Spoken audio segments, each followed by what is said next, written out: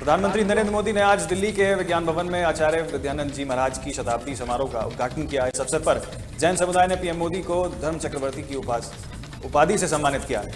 अपने संबोधन में पीएम मोदी ने कहा कि हमें विकास और विरासत को साथ लेकर आगे बढ़ना है।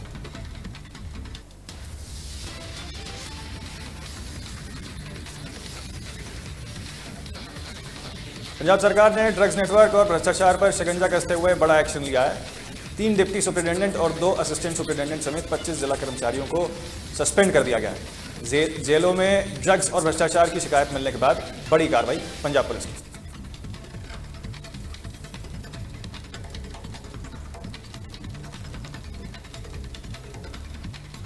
बलिया में बीते दिन भगवान जगन्नाथ की पुरानी रथ यात्रा निकाली गई। भगवान जगन्नाथ, उनके भाई बलभद्र और बहन सुभद्रा रथ पर बैठकर भक्तों को दर्शन दिया।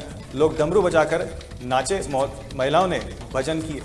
मान्यता है कि भगवान को 15 दिन में के अज्ञातवास के बाद दर्शन करने के लिए सभी की मनोकामनाएं पूरी होती हैं।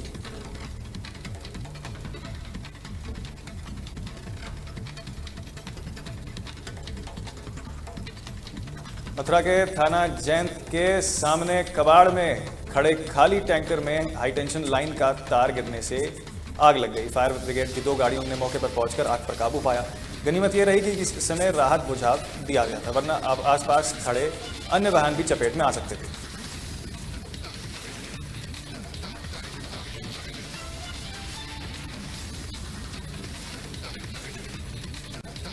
फतेहपुर के टकटकी गांव में गंगा नदी में नहाते समय 5 युवक डूब मरे, जिसके बाद गोताखोरों ने 3 युवकों को सुरक्षित बाहर निकाला है। जिसके बाद गोताखोरों की मदद से 2 युवकों की तलाश में जुटी हुई है। फिलहाल पुलिस गोताखोरों की मदद से युवकों की तलाश कर रही है।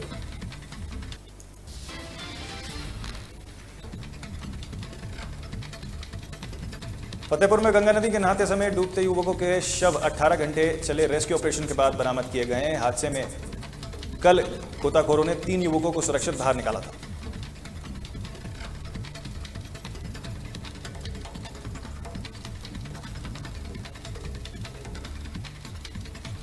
शामली में तेज रफ्तार बाइक और ई रिक्शा की टक्कर हो गई है। हादसे में बाइक सवार संजीव की मौत हो गई, जबकि दूसरा युवक सुरेंद्र गंभीर रूप से घायल बताया जा रहा है। बता दें कि टक्कर के बाद ई रिक्शा चालक फरार हो गया है। फिलहाल पुलिस ने शव को पोस्टमार्टम के लिए भेज दिया।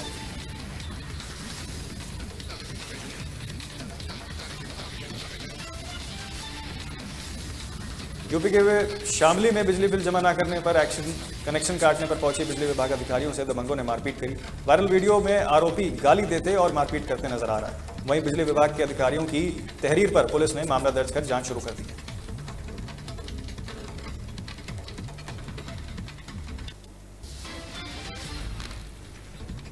यूपी के बदायूं में पुलिस मुठभेड़ में बदमाश कदिर को गोली लगने के बाद घायल हालत में गिरफ्तार किया गया। पुलिस ने बदमाश के पास से एक तमंचा, कारतूस और कई बाइक बरामद की गई हैं। फिलहाल घायल बदमाश को जिला अस्पताल भेजा गया है और आगे की जांच की जा रही है।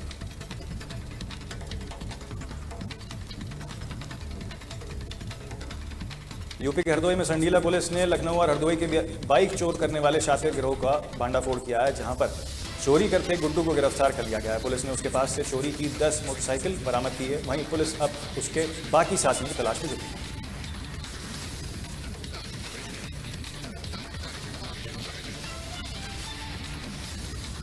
बदायूं में यूपी की कांस्टेबल की राइफल छीनकर भाग रहा बदमाश आरिफ को पुलिस मुठभेड़ में पैर पर गोली लगने के बाद गिरफ्तार कर लिया गया है। आरोपी युवक पर चोरी और हथियार के 9 मुकदमे दर्ज हैं। बदमाश के पास से 10,000 नकद, तमंचा, 2 बाइकें बरामद हुई हैं, जिसके बाद पुलिस ने आगे की कार्रवाई शुरू कर दी है।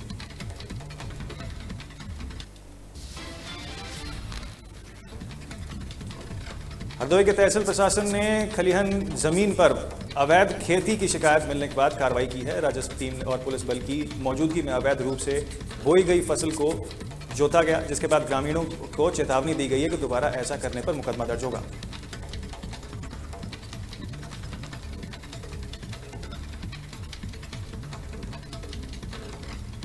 शाहजहांपुर में लखनऊ दिल्ली राष्ट्रीय राजमार्ग के पास टैंकर की टक्कर में 3 लोगों की मौत हो गई है, जबकि 4 लोग घायल हो गए हैं। घायलों को तुरंत अस्पताल ले जाया गया है। पुलिस ने कार, टैंकर और बाइक कब्जे में लेकर जांच शुरू कर दी।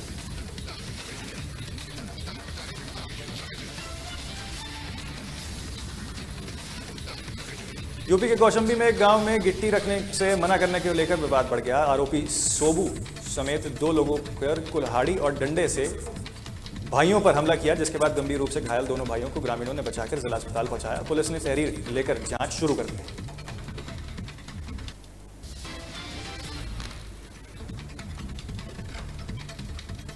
बुलंदशहर के औरंगाबाद में खेत की रखवाली करने गए किसान रणजीत की करंट लगने से मौत हो गई है। खेत में करंट दबाई, जिसके बाद करंट की चपेट में आने से उसकी मौत हो गई। पुलिस ने शव को कब्जे में लेकर पंचनामा करते वक्त पोस्टमार्टम के लिए भेज दिया।